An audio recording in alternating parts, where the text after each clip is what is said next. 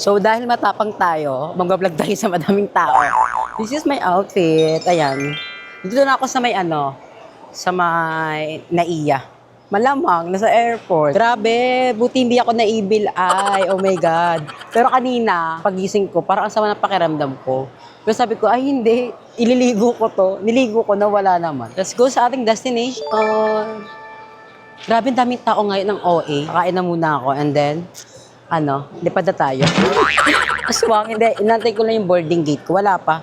Ayan sa likod ko, ayan o. Siyempre, kailangan magtingin-tingin ng boarding gate kasi baka magulat ako, boarding gate ko na pala. Tapos, di ba?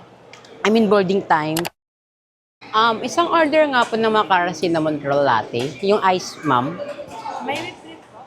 Yes, please. May dadagdag po. And then, isang order ng corn whip sandwich. Yung corned beef vanilla, plain lang with egg or with egg and cheese. With egg and cheese, ma'am. Ano pa po? Yun lang po. Take away or dine? Dine-in. Pangalan po nila? Toffee. 300 po. Pwedeng take away na lang pala. Ating po. Okay, thank you. Dine na po. Apo for dine-in. So, ayan. Let's eat muna. Wala pa akong breakfast. My God, may favorite. Dahil pala yung order ko is yung ham and cheese nila. Pero, masarap din naman to kasi may cheese din. Ang kapal ng cheese. Ang OA. Cheese ba to? Ay, may egg pala siya. Pasabog. Ayun o. Look mga mama, ang laki. Taste test.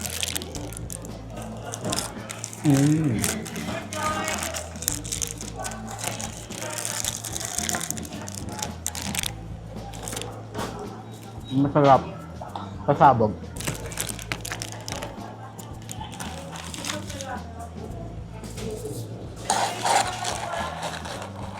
Ito kaya masarap.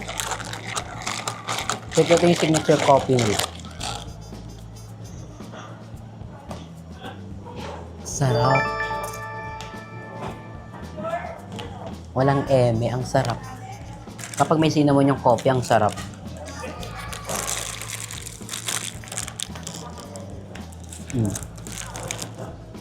Pasabog. Pasabog siya.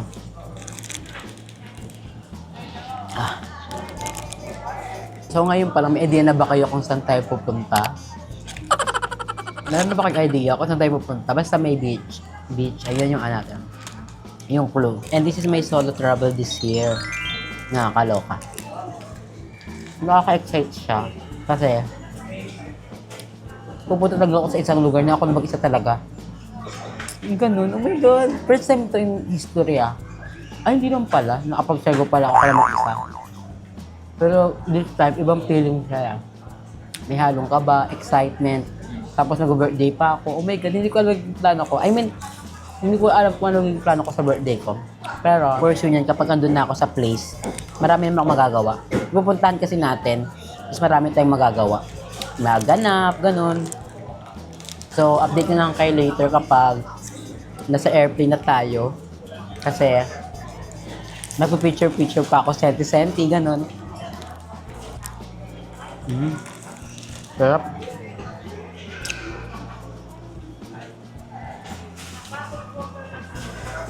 Maga pa pala. Alam nyo ba mga mama, dapat may friend ako sasama. Kaso sabi ko, huwag ka muna sumama. Gusto ko mapag-isa. Ganon. Bubuk nila dapat agad-agad. Huwag ka muna sumama, sa next gala ka na natin. Gusto ko ako mag-isa. Yun nasa isang lugar ako, tapos alam mo yun, yung parang gagala ka, kakain ka, magtitingin-tingin ka ng mga ganap, gala, ganun. Gusto ko ako mag-isa. Isa sa mga bagay na napaproud ako sa sarili ko is kaya kong umalis na ako mag-isa. Kasi yung iba, like, kinwento ko sa kaibigan ko na mag-travel ako mag-isa. Tapos sabihin, na totoo ba? Kaya mo? Sabi ko, oo, kaya ko. Sabi niya, ang galing mo naman. Sabi ko, bakit ikaw kaya mo ba? Hindi niya daw kaya. Hindi niya daw kaya umalis sa isang lugar na siya lang mag-isa. Kasi mababagot daw siya. Sabi ko, ha? Paano ka mababagot? For me, hindi siya nakakabagot. Kasi, ako kasi per me, alam ko kasi kung anong magpapasaya sa akin. Kaya, ayun, mag-isa ako ngayon. Mag-travel tayo mag-isa. Diba? Ay, tabo. So ngayon, dito na ako sa may boarding gate ko. And, ang bongga kasi, ang daming pasahero. So, yung aking maleta, i-check-in ko siya. Ito yung maganda sa sa mga, kapag naka 7 kilos ka lang, pwede mo siyang i-check-in kapag puno yung cabin. Dahil nga madaming may dalang maleta, so, nagpapaano sila ng libreng check-in. Nakakaloka, ubos agad yung coffee ko. Ayun, tama ba to? Nagugutom na naman ako. Gusto ko magkape. Nag-iisip ako kung bibili ba ako ng pagkain or hindi. O yung parang chichirya lang kasi magbaba ako kasi ng airplane, sasakay ako ng bus. Eh yung bus, 6 hours. So, iniisip ko, wala akong bumili ng pagkain. Tuloy-tuloy kasi yung biyahe ng bus eh. Gusto ko bumili ng chichirya. Chichirya lang. Or ano ba pwedeng bilhin? Naipapaisip ako. Kasi for sure niya, magugutom ako niyan o mababagot ako sa biyahe. Lalo na tuloy-tuloy, walang stopover. Ayun yung pagkakalam ko, walang stopover. At maganda yung bus sa sasakyan natin mga mama. Ano siya, pang-artista. Yung upuan na malaki, yung makakaupo talaga ng maayos. Tapos wala akong katabi. Nasa isang row ako. Ako lang mag-isa, wala akong katabi. Teka, excited ako. So, update ko lang kay mamaya kung makakabi ako ng pagkain o hindi.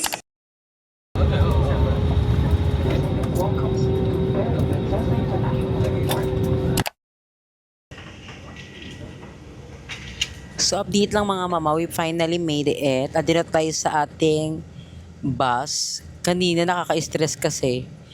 Bago kasi sumakay ng bus, sasakay ka muna ng van. So, yung van namin palipat-lipat. Kasi nga, nagkakaroon ng misunderstanding yung van and itong sasakyan naming bus.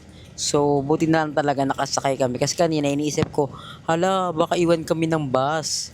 Hindi pwede yun. Sobrang lawak ng aking upuan. Naka-Indian seat ako ngayon as you can see. As you can see, kala nyo nakikita nyo eh. Pero naka-Indian seat ako. So, ang ganda ng view ko sa likod. Ayan no. Ang ganda. Oh my God. Super happy. And excited na ako sa mga magiging ganap natin. And yun, nakakaloka. Nakalimutan ko sabihin. Nakalimutan ko yung aking charger ng iPhone. Buti na lang meron akong power bank. So, yung power bank ko naman, hindi naman siya nalolobot agad-agad. Naabot naman sa pupuntahan natin. Pero, yun, nakakaloka. Nakalimutan ko yung charger ko ng iPhone. Pero, ganun pa man, ayokong isipin yung stress. Enjoy tayo sa ating destination, sa ating trip. And as you can see, ito, sobrang luwag ng aking chair. Ayan, nakakaupo ko ng maayos. Ang lamig nga, din nakakaloka. Pero, ayan, excited ako. Meron daw kaming bus over. Ano bus over? Stop bus tuloy. Anong tawag doon? Stop bar? Ay, stop bar. Bobo. Wait lang.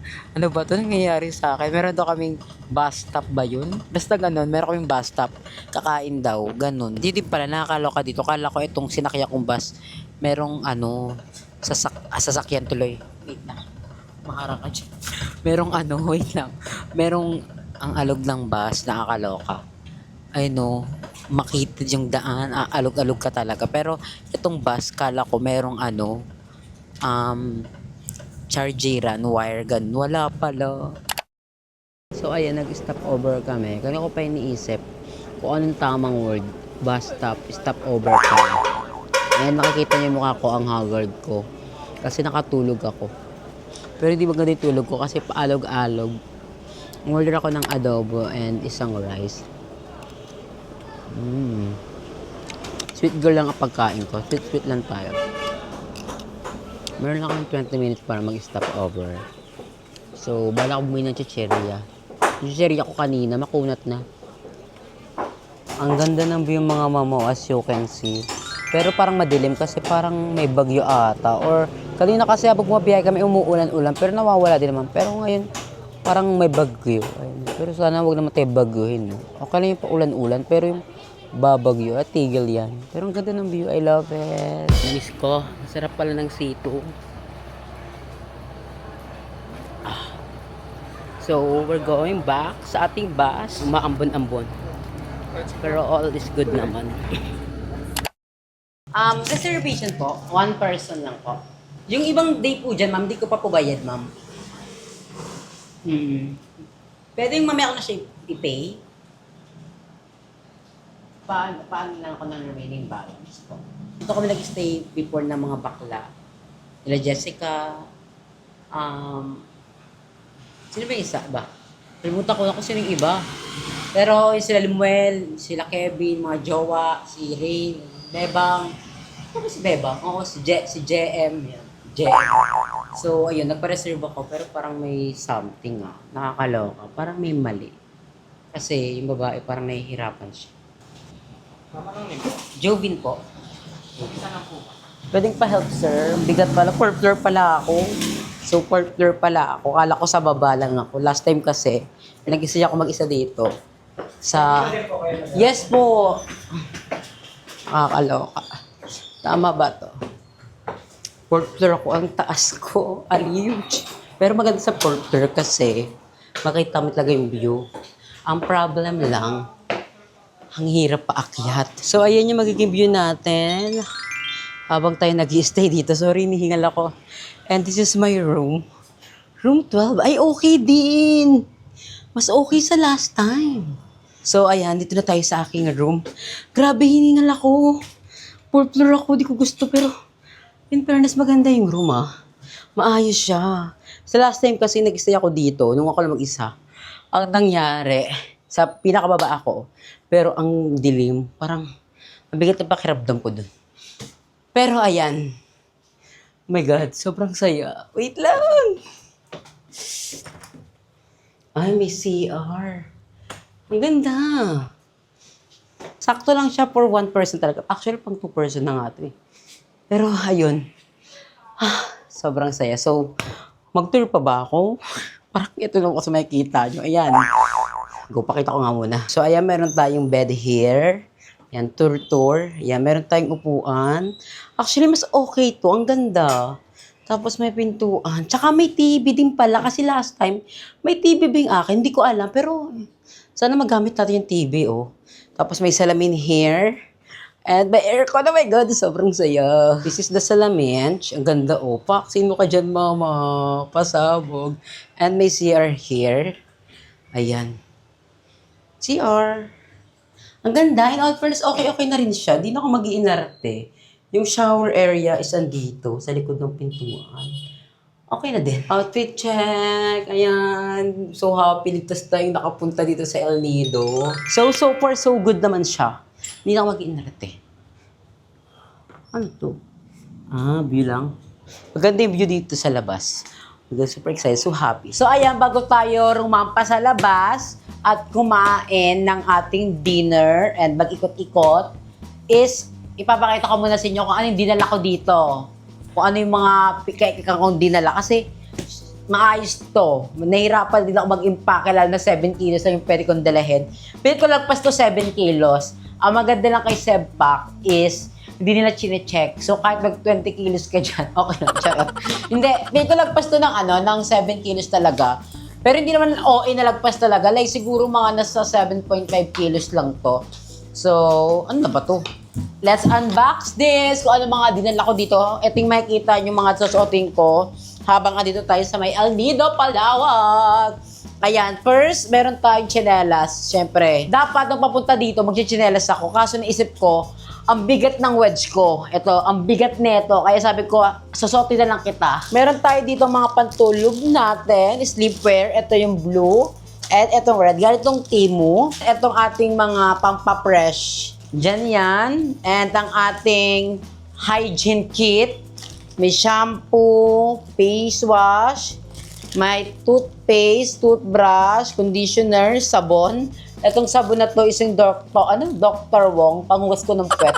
And ang aking supplements, ang aking Hair Glow, ang aking hormones, ang aking Elsie Flora. Meron ako netong Hair Glow sa aking TikTok showcase. Punta lang kayo. Ayan yan. Nag-promote na naman si Mama. Then, itong mga short. Ito yung pinakita ko sa inyo nakaraan. And bago pala umalis kanina, may nakita akong gantong shirt Sabi ko, ang ganda. Akin na to. Ayan, inimpake ko siya ulit. Ganito yung mga color na maganda pang beach. So, ayan. Makikita niyo itong mga susuotin ko. Hala. Ba't ko pa tinatanggal lahat? Wala naman akong cabinet dito. So, ito dito na lang yan. Tapos yung mga skincare, lalabas ko yan. Pero ito, hindi ko na ito isasarado. Kaya ako na siya nakabukas dyan.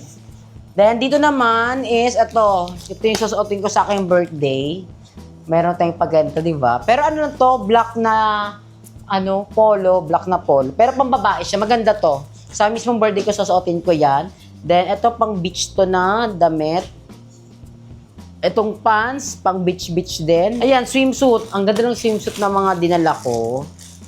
Thanks to my mama kasi nilaban niya yung ibang swimsuit dito. Pakita ko pa ba sa inyo ito lahat? Hindi na nga, pakita ko na sa inyo. Ayan, may swimsuit akong itim. Ganda, oh. Mga ano lang yan, one piece lahat to. Then, itim ulit. Ganda, oh. Tapos, etong brown naman. Ayan. Ganda. Brown. Diba? Nagkalat na naman ako. No, ito yung ayaw ko pag nag-unbox. Kapag nag-haul, kasi nagkakalat. Ending, hindi ko natutupiin yan, napapagod na ako. Then, ito yung mga pang bar, kasi mag-bar tayo dito. Hindi ko na ipapakita kasi maguguluhan na naman. Tapos, syempre, yung pabango na Roma and yung label. My God. Tapos, ito mga panty, short, cycling, tapos t-shirt. Ayan lang. Yun lang yung dala ko. Wala namang special. So, natuwa ba kayo dun? So, yun lang. Tara na, let's go. Ayusin ko lang tong gamit ko. And then, let's go na sa labas. Kakain ako or ayaw ko magkumain. Gusto ko magkape or gusto ko chicha-chicha. Gusto kong maglabas or gusto ko magpahinga. Ganun yung nararamdaman. Kasi, ang haba ng biyahe ko mga mama, parang mga 5 hours. Pero okay lang din naman kasi comfy naman yung pagkakaupo ko sa bus. By the way, yung sinakya kong bus is lazy bus. So, nabook ko siya sa Facebook, 950 pesos. Okay na din, kasi sa van. Pag van kasi, Diyos ko po, duguan, kailangan ng patience talaga. Malala dun. Kaya okay na rin ako na nag-lazy bus ako kahit papaano is okay naman yung biyahe. Mataba, patagal nga lang. Yung mga mabilis matupi, isasampay ko na. Kaso lang sana hindi madumihan. Huwag na nga, ito lang isasampay ko muna. Ito kasi for sure, mga everyday use ko tong mga to. Kaya ilalabas ko na siya. Para hihilahin ko na lang kapag gusto ko suotin. Excited ako sa mga magiging ganap ko dito. Baka isipin niya nalulungkot ako na bakit ako lang mag-isa. Hindi ako nalulungkot legit. Iba't laging happiness ko kapag ako mag-isa. Ewan ko ba? For me, masaya ako pag ako mag-isa. Or siguro kasi talaga alam ko kung paano ko papasayin yung sarili ko. Alam ko kung paano ko malilibang, yung hindi ako mababagot. Itong mga pants, dito ka na lang. Huwag ka nang isabit kasi mapapagod lang sa'yo. Ito, dito ka na. Hindi ko na ito isasarado kasi Saan ko ito ilalapag? Ay, din na lang sa gilid. Update ka na lang kay mamaya. Lalabas ako, ganito na ito susuotin ko. Basta kakain lang ako. Tapos, hindi ko alam kung mabablog ko po or hindi. Hindi ko alam, pero inaantok ako. Ay, may breakfast sila dito. Oo, may breakfast sila dito. All day breakfast. Oo, okay din. May breakfast here, oh.